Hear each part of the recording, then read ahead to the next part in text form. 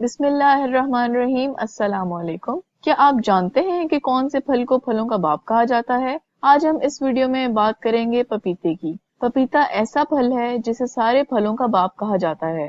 یہ واحد ایسا پھل ہے جسے ہمیں روزانہ اپنی غذا میں ضرور شامل کرنا چاہیے۔ اگر آپ صبح خالی پیٹ پپیتے کا استعمال کرتے ہیں تو یہ آپ کے لیے بہت فائدہ مند ثابت ہوتا ہے۔ یہ فائبر سے بھرپور پھل ہے اور جو لوگ اپنا وزن کم کرنے کی خواہش رکھتے ہیں انہیں پپیتا لازمی استعمال کرنا چاہیے، کیونکہ یہ وزن کم کرنے میں بہت اہم کردار ادا کرتا ہے اور ساتھ ہی ساتھ کولیسٹرول کا لیول بھی کنٹرول رکھتا ہے۔ پپیتے کو خالی پیٹ استعمال کرنے کا فائدہ یہ ہے کہ جب آپ اسے خالی پیٹ لیتے ہیں تو یہ آپ کے ڈائجسٹو ٹریکٹ یعنی نظام انہضام سے فاسد مادوں کو صاف کرتا ہے اور پخانے کے نظام کو بھی بہتر کرتا رہتا ہے، اور ڈائجسٹو سسٹم میں جو خرابیاں پیدا ہوتی ہیں جیسے اپھارا، خراب پیٹ اور قبض، یہ ان سب کو دور کر دیتا ہے۔ اگر غذائیت کی بات کی جائے تو غذائیت کے اعتبار سے پپیتا بہت اہمیت کا حامل ہے۔ پپیتے میں وٹامن اے اور وٹامن سی پایا جاتا ہے۔ یہ جسم میں موجود فاسد مادوں کو ختم کر کے قوت مدافعت کو طاقت دیتا ہے، جن سے بیماریوں اور انفیکشن کو دور کرنے میں مدد ملتی ہے۔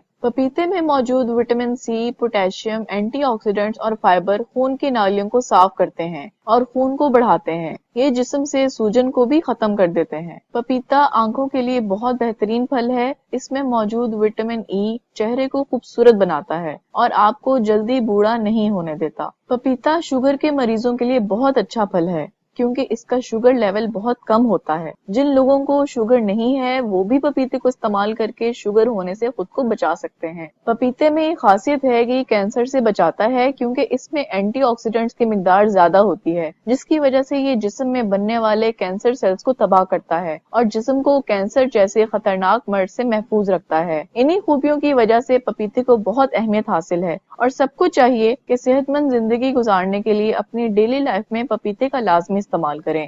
امید ہے کہ یہ ویڈیو آپ کے لیے فائدہ مند ثابت ہوگی۔ اس ویڈیو کو لازمی لائک اور شیئر کریں اور آخر میں چینل کو سبسکرائب کرنا نہ بھولیں۔